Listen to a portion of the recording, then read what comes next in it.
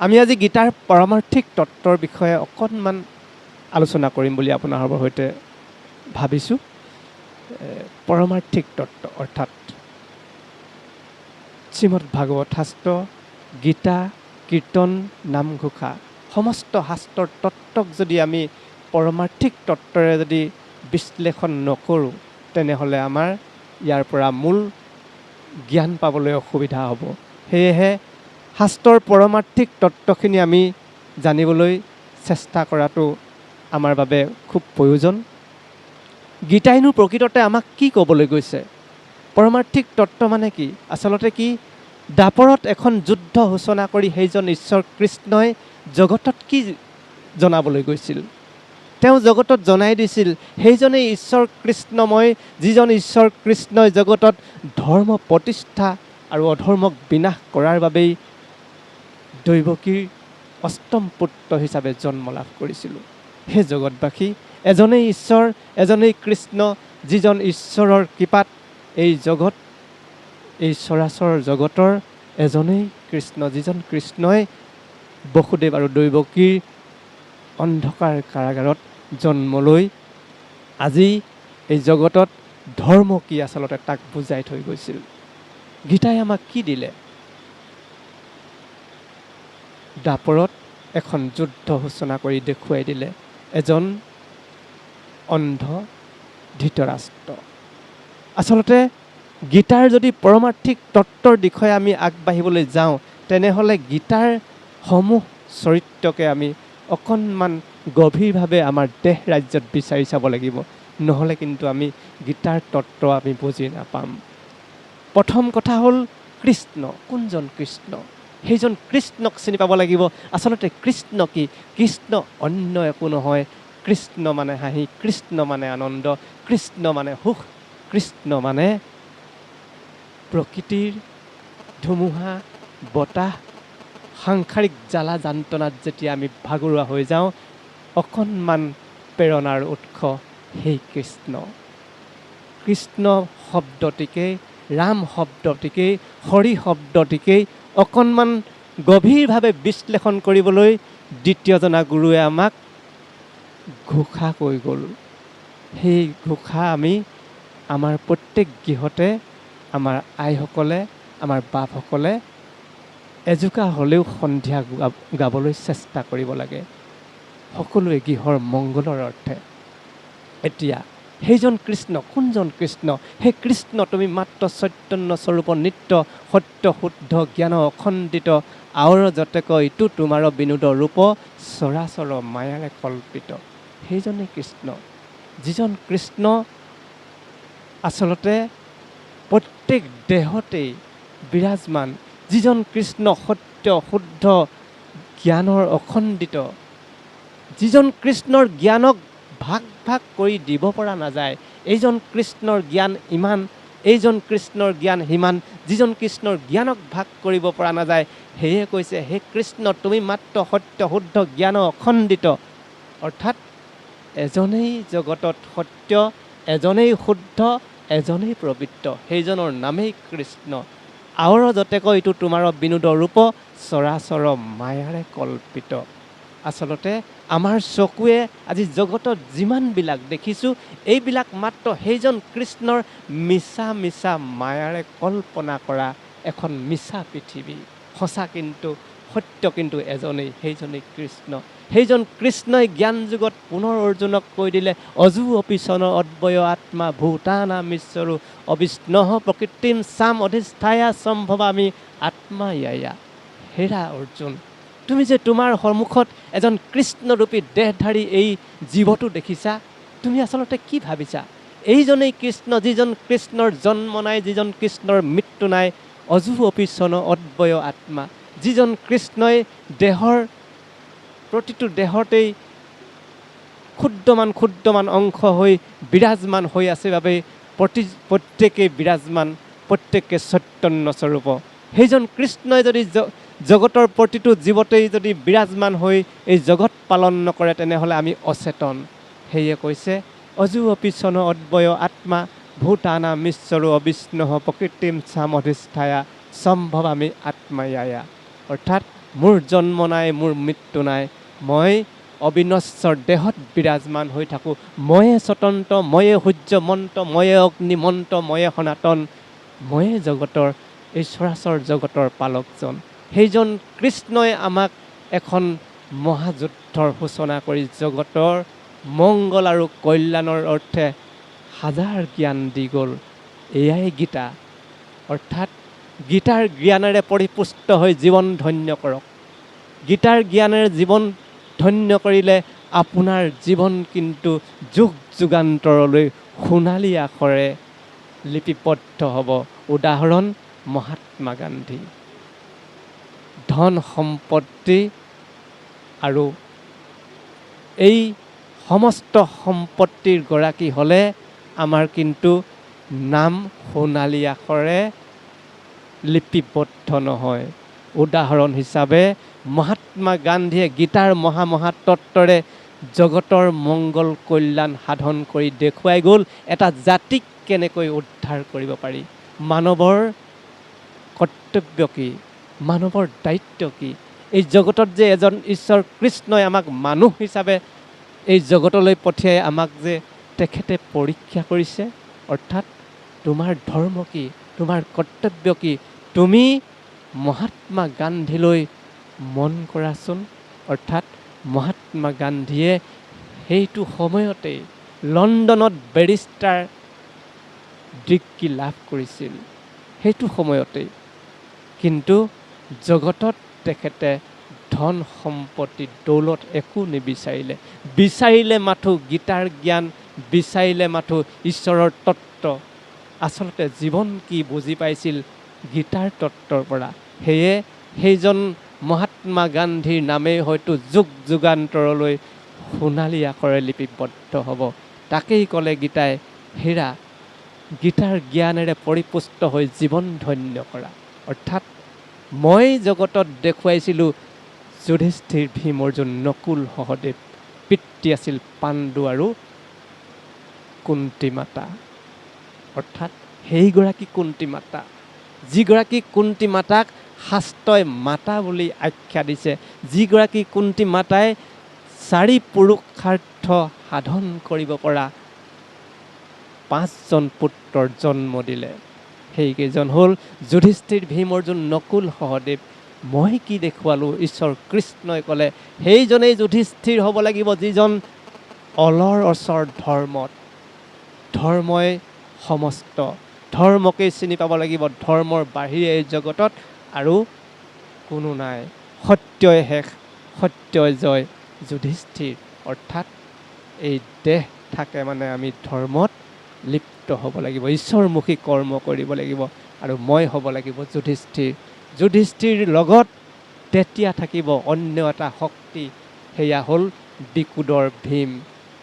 বিকুদৰ ভীম, ভীমৰ অৰ্থ হৈছে বিশাল, বিশাল আকাৰৰ, অৰ্থাৎ আকাশৰ সমান বিশালতা। মই যদি ধৰ্মকে প্ৰতিষ্ঠা কৰি, ধৰ্মকে পালন কৰি, সত্য শুদ্ধ নীতিৰে যদি জগত প্ৰতিষ্ঠা কৰিবলৈ যাওঁ, তেন্তে মোৰ দেহত আহিব ভীমৰ দৰে বিশালতাৰ এক শক্তি, যি শক্তিক এই জগতত কোনেও পৰাজয় কৰিব নোৱাৰে। সেইকাৰণে ঈশ্বৰজনে দেখুৱাই দিলে সেইজন যুধিষ্ঠিৰৰ ভাতৃ আন কোনো হ'ব নোৱাৰে, ভীমহে যুধিষ্ঠিৰৰ ভাতৃ। অৰ্থাৎ বিশালতাৰ সমান এই জগতত আৰু কোনো নাই, সেইজন ভীম। লগত দিলে অন্য এজন পাণ্ডৱ, নাম যাৰ পাৰ্থ, পৰমাৰ্থক যিজনে ত্যাগ কৰিব পাৰে সেইজনেই পাৰ্থ, অৰ্জুন, মধ্যম পাণ্ডৱ অৰ্জুন। তুমি যদি নিজকে যুধিষ্ঠিৰ হ'ব পাৰা, তুমি যদি সত্যত ব্ৰতী হ'ব পাৰা, তুমি যদি নিজকে ভীমৰ দৰে বিশাল আৰু উদাৰতাৰে যদি জীৱন ধন্য কৰিব পাৰা, তেনেহ'লে তোমাৰ কাষলৈ আহিব তৃতীয়জন অৰ্জুন নামৰ যিজন পাৰ্থ, তেখেত হ'ব তোমাৰ ভাতৃ, যাৰ নাম ধনঞ্জয়। অৰ্থাৎ ধন আৰু জয়, পৰম ধনক যিজনে লাভ কৰিলে সেইজনেই ধনঞ্জয়। পৰম ধন, কোন পৰম ধন? ঈশ্বৰ কৃষ্ণ পৰম ধন। ঈশ্বৰ কৃষ্ণকেই বন্ধুত্ব স্থাপন কৰিলে, ঈশ্বৰ কৃষ্ণকেই সখিত্ব লাভ কৰি সমস্ত অৰ্পণ কৰি দিলে, সেয়ে ধনঞ্জয়, সেইজন ধনঞ্জয়। ইয়াৰ পাছত যুধিষ্ঠিৰ, ভীম, অৰ্জুন, ইয়াৰ পাছত নকুল, ন্যায় নীতি। জীৱন যদি ন্যায় নীতিৰে যদি ধন্য কৰিবলৈ হয়, ন্যায় নীতিকে যদি হাৰুগত কৰি তোমাৰ জীৱন ধন্য কৰা, তেনেহ'লে বুজি পাবা তুমিয়ে নকুল। অৰ্থাৎ সেয়ে আমাক কৈছে যুধিষ্ঠিৰৰ অন্যজন ভাতৃ নকুল। ন্যায় নীতিৰে আমাক জীৱন ধন্য কৰিবলৈ কৈছে। ন্যায় নীতিত আমি অলৰঅচৰ হ'ব লাগিব। সেয়ে চতুৰ্থজন হৈছে নকুল। ইয়াৰ পাছত ঈশ্বৰ কৃষ্ণই পাণ্ডৱ হিচাপে শেষত আৰু এজন পাণ্ডৱক দেখুৱাইছে, সহদেৱ। অৰ্থাৎ সৎ আচাৰ, ধৈৰ্য, সহনশীল, যিজন পঞ্চ পাণ্ডৱৰ শেষৰজন পাণ্ডৱ সহদেৱ। এই সহদেৱৰ দ্বাৰা আমাক ক'লে, তুমি যদি যুধিষ্ঠিৰ হোৱা, তোমাৰ কাষলৈ আহিব অদম্য শক্তি, ভীমৰ দৰে বল। সেইজনেই ভীম তোমাৰ দেহত। তুমি যদি যুধিষ্ঠিৰ হোৱা, তুমি অন্য এজন পাণ্ডৱক লগ পাবা, সেইজন হ'ল অৰ্জুন, যাৰ বন্ধু কৃষ্ণ, যাৰ সখী কৃষ্ণ। তুমি যদি যুধিষ্ঠিৰ হোৱা, তেনেহ'লে তোমাৰ ভাতৃ হ'ব নকুল, যিজনৰ গাত ন্যায় নীতি সদাচাৰে পৰিবেষ্টিত। আৰু তুমি যদি সহদেৱ হ'ব পাৰা, তেনেহ'লে সৎ আচাৰ, সমস্ত শাস্ত্ৰৰ তত্ত্বক জানিও তোমাৰ অন্তৰত কিন্তু হিংসাৰ ভাৱ কোনোদিন নাথাকে। এয়াই হ'ল পঞ্চ পাণ্ডৱৰ পৰমাৰ্থিক তত্ত্ব। আমি যদি ঈশ্বৰজনে দিয়া এই দেহ, ঈশ্বৰজনে দিয়া এই দান আমি যদি সঁচাকৈ বুজিবলৈ চেষ্টা কৰোঁ, তেনেহ'লে আমি নিজকে যুধিষ্ঠিৰ ৰূপেৰে নিজক প্ৰতিপালন কৰি অন্য ভাতৃকেইজন আমাৰ দেহত বিৰাজমান কৰিবলৈ চেষ্টা কৰাটো আমাৰ কৰ্তব্য আৰু ধৰ্ম। ইয়াৰ পাছত সেইজন ঈশ্বৰ কৃষ্ণই এই যুদ্ধখনত 100 কৌৰৱৰ কথা আমাক ক'লে। কোন 100 কৌৰৱ আচলতে? দুৰ্যোধন, দুঃশাসনৰ লগতে ভীষ্ম, দ্ৰোণ, কৰ্ণ, শকুনিকে আদি কৰি সমস্ত তত্ত্বক একত্ৰিত কৰি 100 কৌৰৱ হিচাপে ঈশ্বৰ কৃষ্ণই জগতত দেখুৱাই দিলে। কিন্তু জয়লাভ নহ'ল। কিয় নহ'ল? দুৰ্যোধন, যাক অহংকাৰৰ প্ৰতীক হিচাপে ভাগৱত শাস্ত্ৰই আমাক সোঁৱৰাই থৈ গৈছে। দুঃশাসন, যাক হিংসাৰ প্ৰতীক হিচাপে আমাক শাস্ত্ৰই কৈছে। ভীষ্ম, যাৰ মন দৈত্য বুদ্ধি, যাৰ মন সদায় ভ্ৰমৰূপী। দ্ৰোণ, যাৰ মন দুটা বুদ্ধিৰে পৰিপূৰ্ণ। কৰ্ণ, যাৰ জন্মৰ কোনো এটা ভাল সংজ্ঞা নাই, যাক আমি খুব সাধাৰণ ভাষাত বিজেতৰীয়া বুলি কওঁ। ইয়াৰ পাছত শকুনি, কি আচলতে? কুটবুদ্ধি। আৰু লগতে হস্তিনাপুৰ নামৰ যিখন ৰাজ্য, ইয়াৰ ৰজাজন হ'ল ধৃতৰাষ্ট্ৰ। কি ক'বলৈ বিচাৰিলে আমাক? ধৃতৰাষ্ট্ৰ। অৰ্থাৎ সেইজন ধৃতৰাষ্ট্ৰ অন্ধ বুলি কৈছে, জন্মান্ধ। সেইজন ঈশ্বৰ কৃষ্ণই কলিযুগত নৰ সমাজত আমাক কৈ দিলে, তুমি এই কলিযুগত এইখন যুদ্ধ অন্যত চাবলৈ নাপাবা। এইখন যুদ্ধ চাবলৈ হ'লে তোমাৰ দেহৰ মাজলৈ তুমি গৈ থাকিব লাগিব। তোমাৰ দেহৰ মাজত এইখন যুদ্ধ বিচাৰিব লাগিব। তোমাৰ দেহৰ মাজত ধৃতৰাষ্ট্ৰক বিচাৰিব লাগিব, দুৰ্যোধনক বিচাৰিব লাগিব তোমাৰ দেহত, দুঃশাসনক বিচাৰিব লাগিব তোমাৰ দেহত। তুমিয়েই অৰ্থাৎ সেইজন অন্ধ ধৃতৰাষ্ট্ৰ। সেইজনেই অন্ধ ধৃতৰাষ্ট্ৰ। অৰ্থাৎ জন্ম হোৱাৰ লগে লগেই আমি অন্ধ হৈ পৰিলোঁ। কিহত অন্ধ? এমুঠি হাতত মায়া, এমুঠি হাতত মোহ। মোহ আৰু মায়া নামৰ দুমুঠি সম্পদ লৈ এই জগতলৈ গুচি আহিলোঁ। সেই মাতৃৰ গৰ্ভত থাকোঁতে সেইজন ঈশ্বৰক বাৰে বাৰে প্ৰাৰ্থনা কৰিছিলোঁ, হে মাতৃ, হে ঈশ্বৰজন, তুমি মোক ইয়াৰ পৰা পাৰ কৰা, কৃপা কৰা। যি ঠাইত মোক তুমি ৰাখিছা, অতি কষ্ট, অতি জ্বালা যন্ত্ৰণা, ইয়াৰ পৰা তুমি মোক পাৰ কৰি দিয়া। মই তোমাৰ চৰণত সদায় ব্ৰতী হ'ম। কিন্তু যিদিনাই জগতলৈ আহিলোঁ, মায়া কৰি ঈশ্বৰজনে পুনৰ এহাতত মায়া, এহাতত মোহ আমাক দি পঠাইলে।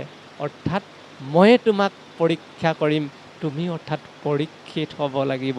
মই যে জগতলৈ পঠাইছোঁ, তুমি মোৰ চৰণত তোমাৰ ভক্তি কিমান, তোমাক পৰীক্ষা কৰিবৰ বাবেই মই জগতলৈ পঠাইছোঁ। এই জগতত আহি আমি কিন্তু অন্ধ হৈ আহিলোঁ। অন্ধ অৰ্থাৎ ধৃতৰাষ্ট্ৰ হ'লোঁ। আমি ধৃতৰাষ্ট্ৰ হৈ জন্ম দিব নোৱাৰিলোঁ। সেইজন যুধিষ্ঠিৰক ধৃতৰাষ্ট্ৰ হোৱাৰ বাবেই আমাৰ পৰা জন্ম হ'ল এই দেহত অহংকাৰ অৰ্থাৎ দুৰ্যোধন। এই দেহত আমি অহংকাৰক পুহি ৰাখিছোঁ। দুৰ্যোধন নামৰ আমাৰ সন্তান এই দেহতেই আছে। ইয়াৰ পাছত অন্য এজনক জন্ম দিলোঁ, যাৰ নাম হিংসা অৰ্থাৎ দুঃশাসন। দেহত আমি ৰাখি থৈছোঁ সেইজন দুঃশাসনক। আৰু এই দুৰ্যোধন দুঃশাসনেই আমাৰ দেহ ৰাজ্যত থকাৰ পাছতো আমি ক্ষান্ত নহ'লোঁ। লগত লৈ আহিলোঁ অন্য এজন ব্যক্তি, যাক শকুনি নামেৰে জনা যায়, যি থাকিলে এই দেহক কুটবুদ্ধিৰে পৰিচালনা কৰি জগতত মিছা আৰু মিছাৰে পৰিপূৰ্ণ কৰিবলৈ চেষ্টা কৰে। ইয়াৰ পাছত অন্য এজন সেনাপতি, যাৰ নাম ভীষ্ম অৰ্থাৎ ভ্ৰমৰূপী মন।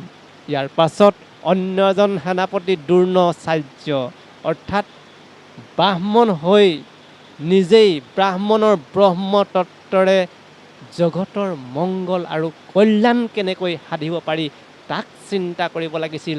কিন্তু সেইজন দ্ৰোণাচাৰ্যই হাতত ধনুহৰ লৈ যুদ্ধত অৱতীৰ্ণ হ'ল। ব্ৰাহ্মণৰ জানো এয়া ধৰ্ম? কেতিয়াও হ'ব নালাগে। সেইজন ব্ৰাহ্মণে দুৰ্যোধনকো শিক্ষা দিছিল, যুধিষ্ঠিৰকো শিক্ষা দিছিল। কিন্তু যুদ্ধক্ষেত্ৰলৈ যোৱাৰ আগতে কোনোদিন ধৃতৰাষ্ট্ৰক কোৱা নাছিল, হেৰা এই সকলোবোৰ মোৰ শিষ্য, মই শিষ্যৰ বিৰুদ্ধে যুদ্ধ কৰিব নোৱাৰোঁ। অৰ্থাৎ ধনৰ লোভত বলিয়ান।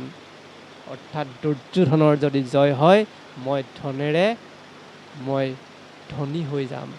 এই এটা দৈত্য বুদ্ধিৰ যি মন, এনেকুৱা শিক্ষাগুৰুক আমাক জগতক নালাগে। যদিহে আমাৰ এনেকুৱা শিক্ষাগুৰু থাকে, যদিহে আমি এনেকুৱা দ্ৰোণাচাৰ্যৰ দৰে শিক্ষাগুৰু হওঁ, তেনেহ'লে আমাৰ অদূৰ ভৱিষ্যতে কিন্তু জন্ম হ'ব অশ্বত্থামা, যাৰ নাম অশ্বত্থামা। কৌৰৱৰ পাণ্ডৱৰ যুদ্ধৰ শেষৰ সেনাপতিজন, যিজন সেনাপতিয়ে উত্তৰাৰ গৰ্ভত থকা পাণ্ডৱ কুলৰ যিজনৰ নাম পৰীক্ষিত বুলি জনা যায়, তেওঁক বধ কৰিবলৈ চেষ্টা কৰিছিল। তেহানিৰ যুগতেই শাস্ত্ৰই কৈ দিলে, ভ্ৰূণ হত্যা কৰাটো কিন্তু মহাপাপ। অশ্বত্থামাই কিন্তু ভ্ৰূণ হত্যা কৰিবলৈ চেষ্টা কৰিছিল। পৰিণতি হিচাপে ঈশ্বৰ কৃষ্ণই প্ৰতিশোধ ল'লে। সেয়ে শাস্ত্ৰই সকলোবোৰ কথা তেতিয়াই আমাক জনাই থৈ গৈছে। সেইজন কিন্তু দ্ৰোণাচাৰ্য হ'লে আমাৰ হয়তো সতি সন্ততি বৰ সুন্দৰ হৈ উঠিব বুলি আমি নাভাবিম। সেইকাৰণে শিক্ষাগুৰু হ'লে আমি জগতৰ মংগলৰ কল্যাণৰ অৰ্থে শিক্ষাদান কৰিব লাগিব আমাৰ সন্তানসকলক। সেইজন দ্ৰোণাচাৰ্যৰ কথা ইয়াত কৈছে। সেইজন কৰ্ণ, যিজন কৰ্ণই দেহত অজস্ৰ শক্তি থকাৰ পাছতো মিছাৰ আশ্ৰয় ল'লে। যি ঠাইত থাকিলে ধৰ্ম নাই, তেনে ঠাইত আমি বাস কৰাটো অনুপযোগী বুলি ঈশ্বৰজনে তেতিয়াই মহাভাৰতত আমাক জনাই থৈ গৈছে, দেখুৱাই থৈ গৈছে। সেইজন ভীষ্ম, যিজন পৰশুৰামৰ শিষ্য, যিজনৰ মাতৃ গংগা, যিজনৰ অদম্য শক্তি, সেইজন ভীষ্মই কিন্তু কোনোদিন সেই যুদ্ধত জয়লাভ কৰিব নোৱাৰিলে। কিয় নোৱাৰিলে? তেখেতে থকা ঠাইডোখৰ আছিলে অধৰ্ম। অধৰ্মত যদি আমি ব্ৰতী হওঁ, আমাৰ থকা ঠাইডোখৰ যদি আমাৰ ধৰ্মীয় নহয়, তেনেহ'লে এয়া কেতিয়াও আমাৰ জীৱনৰ এটা ভাল লক্ষণ নহয়। সকলোবোৰ জ্ঞানৰ উদাহৰণ এই যুদ্ধখনতে আমাক দি গ'ল। আমাক কৈছে যে যুধিষ্ঠিৰ, ভীম, অৰ্জুন, নকুল, সহদেৱ, এই পাঁচজনৰ যিগৰাকী মাতৃ কুন্তী মাতা, কুন্তী মাতাই আচলতে যদিও কুন্তী মাতা, তথাপিতো তেওঁ ভুল কৰি গ'ল। আমাক শাস্ত্ৰত তেতিয়াই দেখুৱালে, যদি দেহত শক্তি থাকে, যেতিয়াই যি মন যায় তাকেই কৰিলে কিন্তু নহ'ব। তাকেই ক'লে কুন্তী আইৰ ওচৰত এটা ভাল শক্তি আছিল। যিজন দেৱতাকেই তেওঁ আৰাধনা নকৰক, তেখেতে এটি সন্তান বিচাৰিব পাৰিছিল। কিন্তু সময়, ক্ষণ আৰু সকলোবিলাক পৰিৱেশ পৰিস্থিতি অনুযায়ীহে আমি কাম কৰিব লাগে। যেতিয়াই যি মন যায় তাকেই কৰিলে কিন্তু আমাৰ অশুভ হয়। কুন্তী আইয়ে তাকেই ভুল কৰি দেখুৱালে। কৰ্ণ জন্ম হ'ল, যিজন কৰ্ণই আজীৱন ভুগিলে।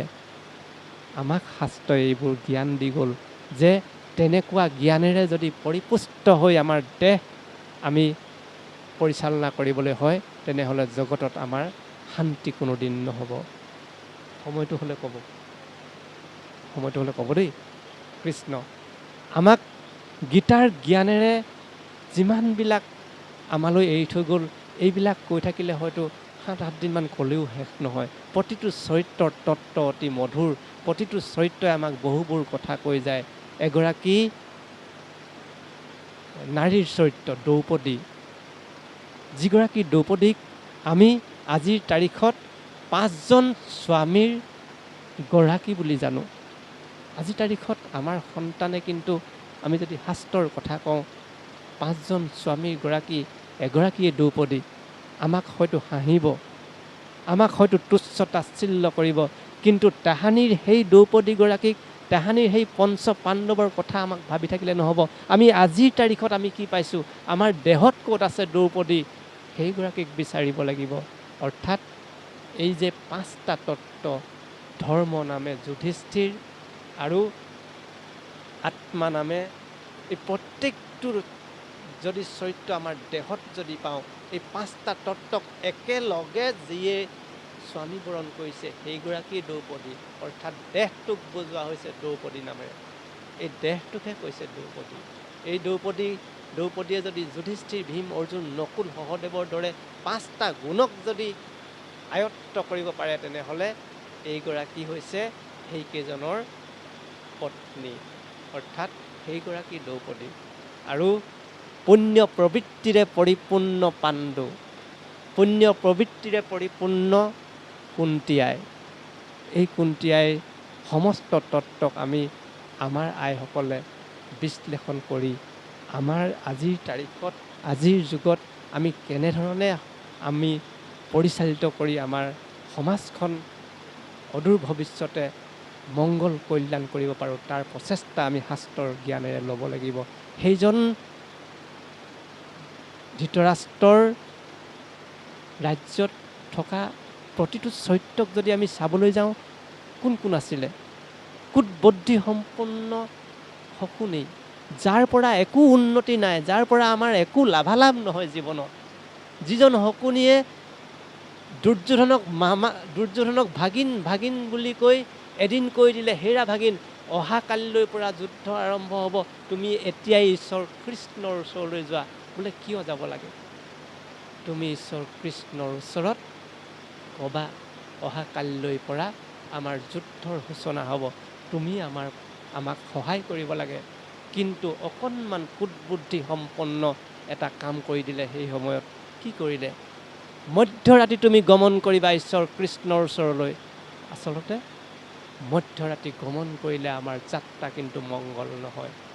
এয়া কুটবুদ্ধি। ইফালে যুধিষ্ঠিৰে অৰ্জুনক কৈ দিলে, হেৰা অৰ্জুন, তুমি অহাকালিলৈ ঈশ্বৰ কৃষ্ণৰ ওচৰলৈ যাবা। বোলে কিয় দাদা? তুমি ঈশ্বৰ কৃষ্ণক ক'বা, অহা কালিলৈ পৰা যুদ্ধ আৰম্ভ হ'ব, তুমি কিন্তু আমাক সহায় কৰিব লাগিব। বোলে কেতিয়া যাম? কোন সময়ত ক'লে? ব্ৰহ্মপুৱাত। তুমি ব্ৰহ্মপুৱাত ঈশ্বৰ কৃষ্ণৰ কাষলৈ গমন কৰিবা। ঈশ্বৰ কৃষ্ণৰ কাষলৈ গ'লে আমি ব্ৰহ্মপুৱাত যাব লাগিব। অৰ্থাৎ বৈজ্ঞানিক দৃষ্টিভংগীৰে ব্ৰহ্মপুৱাৰ যি শক্তি আজিৰ তাৰিখত সকলোৱে জানে, নক'লেও হ'ব। ব্ৰহ্মপুৱাই হ'ল আমাৰ বাবে অদম্য শক্তি থকা অকণমান সময়। যিকণ সময়, সেইকণ সময়ৰ কথা যুধিষ্ঠিৰে তেতিয়াই ক'লে, ঈশ্বৰ কৃষ্ণৰ ওচৰলৈ এই সময়ত গ'লে তাৰ পৰা লাভালাভ হ'ব। অৰ্থাৎ ঈশ্বৰ কৃষ্ণ হৈ গ'ল অৰ্জুনৰ সখীত্ব, অৰ্জুনৰ বন্ধুত্ব। অৰ্জুনে ঈশ্বৰ কৃষ্ণ ক'লে, হেৰা সখী, অহাকালিলৈৰ পৰা যুদ্ধ আৰম্ভ হ'ব, তুমি আমাক সহায় কৰিব লাগে। বোলে কেনেকুৱা সহায়? বোলে কেনেকুৱা সহায় কৰিব লাগে? মোৰ ওচৰত 7 কোটি নাৰায়ণী সেনা আছে, তোমাক তাকেই দি দিমনে? নহয়, মোক তেনেকুৱা একো সেনা নালাগে, মোক লাগে মাথো তোমাক। ঈশ্বৰ কৃষ্ণই হাঁহি দিলে, হেৰা, মই তোমাৰ ওচৰলৈ যাম, কিন্তু মইতো যুদ্ধ কৰিব নোৱাৰিম। মোক লৈ যুদ্ধ ক্ষেত্ৰত কি কৰিবা? ঈশ্বৰ কৃষ্ণই 100 কোটিবাৰ প্ৰণাম জনাই ক'লে, তুমি মোক যুদ্ধ কৰিব নালাগে, তুমি মোৰ কাষত থিয় হ'ব লাগে, তুমি মোৰ বন্ধু হিচাপে তুমি মোৰ ৰথখন পৰিচালনা কৰিব লাগে। কেনেকুৱা ৰথ? এইখন ৰথ, যিখন ৰথক আমি আজি দেহ বুলি কৈছোঁ। মন, চিত, অহংকাৰ, বুদ্ধি, এইকেইটা হৈছে দেহৰ ৰথৰ ঘোঁৰা। দাপৰত হৈছিল সেইকেইটা ঘোঁৰা, কিন্তু আজিৰ তাৰিখত দেহ ৰাজ্যত মন, চিত, বুদ্ধি, অহংকাৰ, এইকেইটা দেহৰ ঘোঁৰা। এই ঘোঁৰাকেইটাকেই ঈশ্বৰ কৃষ্ণৰ হাতত অৰ্জুনে গতাই দিছিল। এই ঘোঁৰাকেইটাৰ লেকাম কেইডাল যদি তুমি ধৰি লোৱা, অনিবাৰ্য মই যুদ্ধত জয়লাভ কৰিমেই কৰিম। সেইজন ঈশ্বৰ কৃষ্ণক অৰ্জুনে চিনি পাইছিল। সেইকাৰণে এই দেহটোকে ঈশ্বৰ কৃষ্ণক গতাই দিয়াৰ বাবেই অৰ্জুনে যুদ্ধত জয়লাভ কৰিছিল। কিন্তু দুৰ্যোধনে কি কৰিলে? দুৰ্যোধনে কৈ দিলে, হেৰে, কৃষ্ণৰ ওচৰত গৈ প্ৰণাম জনাই ক'লে, হেৰা, অহাকালিলৈৰ পৰা যুদ্ধ হ'ব, তুমি আমাক সহায় কৰিব লাগে। ঈশ্বৰ কৃষ্ণই কৈ দিলে, হেৰা, তোমাক কি লাগিব? বোলে নহয়, যুদ্ধত মোক সেনা লাগে। যুদ্ধৰ বাবে নাৰায়ণী সেনা দুৰ্যোধনে লৈ আহিল। কিন্তু দুৰ্যোধনে গম নাপালে, যিখিনি সেনাই যুদ্ধ কৰিব দুৰ্যোধনৰ বিপক্ষে, গৰাকী কিন্তু ঈশ্বৰ কৃষ্ণ। বুজি নাপালে আচলতে অহংকাৰ ৰূপী দুৰ্যোধনে। এই জ্ঞানবিলাককেই আমাক বাৰে বাৰে দি গৈছে। তেনেকুৱা অহংকাৰী মন লৈ যদি আমি জীৱন পৰিচালিত কৰোঁ, তেনেহ'লে আমাৰ জীৱনত যুদ্ধখনত জয়লাভ নহ'ব। ঠাউকতে এটা কথা ক'ব লাগিব, দাপৰত আছিল ঈশ্বৰ কৃষ্ণ নিজেই। সেই সময়ত অৰ্জুনে যুদ্ধলৈ সহায়ৰ বাবে আগবাঢ়ি গৈছিল, সহায়ৰ হাত আগবঢ়াইছিল। কিন্তু আজিৰ তাৰিখততো সেইজন ঈশ্বৰ কৃষ্ণ নাই, আমি যাম ক'লৈ? জীৱনৰ যুদ্ধখন যদি আমাৰ কৰিব লগা হয়, আমি ক'লৈ যাব লাগিব? আজিৰ তাৰিখতো যাব লাগিব ব্ৰহ্মপুৱাতেই সেইজন ঈশ্বৰ কৃষ্ণৰ ওচৰলৈ। সেই ব্ৰহ্মপুৱাতেই এইহেন গোবিন্দৰ গৃহত সেইজন কৃষ্ণক আমি জনাই দিব লাগিব, হেৰা, ঈশ্বৰ কৃষ্ণজন, মোৰ জীৱনৰ যুদ্ধখন আৰম্ভ হ'ব। ব্ৰহ্মপুৱাৰ পৰা সন্ধিয়ালৈকে আমি যিখিনি আমাৰ এই দেহটোৰে জীৱনৰ যুদ্ধ কৰোঁ, সেইখনেই আমাৰ যুদ্ধ। এই যুদ্ধখনত তুমি সাক্ষী হ'বা, মোৰ ৰথৰ লেকাম কেইডাল তোমাক মই গতাই দিছোঁ, আৰু বিবেক নামৰ যিডাল চাবুক, এই চাবুকডালকো তুমিয়েই লৈ লোৱা। তেনেহ'লে মোৰ জীৱনৰ যিখন যুদ্ধ, এই যুদ্ধত মই জয়লাভ কৰাটো নিশ্চিত। আজিৰ তাৰিখত আমি ঈশ্বৰ কৃষ্ণক বিচাৰি ব্ৰহ্মপুৱাতেই এনেহেন পবিত্ৰ স্থানত গোবিন্দৰ গৃহত সেইজন কৃষ্ণক আমি কৈ দিব লাগিব। সেই দাপৰত সেইজন কৃষ্ণৰ ওচৰলৈ অৰ্জুন গৈছিলে। আজি অৰ্জুন হৈ আমি এই গোবিন্দৰ গৃহলৈ আহিব লাগিব। যে কি নহওক, এনেহেন পবিত্ৰ গীতাৰ জ্ঞানেৰে আপোনাসৱক জ্ঞান দিব পৰা আমাৰ শক্তি নাই বুলি আমি আগতেই কৈছোঁ। তথাপিতো কেইটামান চৰিত্ৰৰ কথা আমি ঠাউকতে আপোনাসৱক আগত অৱতাৰণা কৰিলোঁ। অজানিতে বহুবোৰ ভুল ক্ৰুটি ৰ'ব, সমস্ত ভুলৰ মাৰ্জনা কৰিব। হে কৃষ্ণ।